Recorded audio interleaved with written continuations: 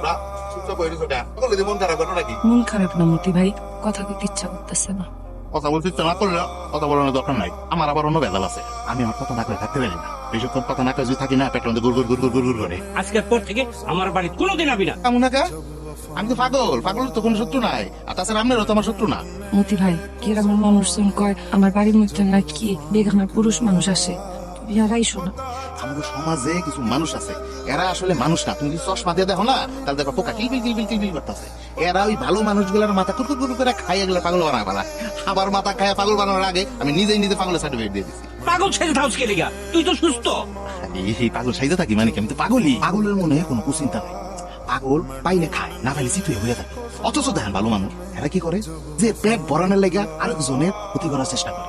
বুঝেন নাই? এদিকে করে চুরি, এদিকে আবার কোনায় ধরবেন খাই। মতি ভাই, মনে কিছু নিও না ভাই, কিন্তু এখন আর আইও না, তুমি যাও না। নদী তুমি ভালো থাকো।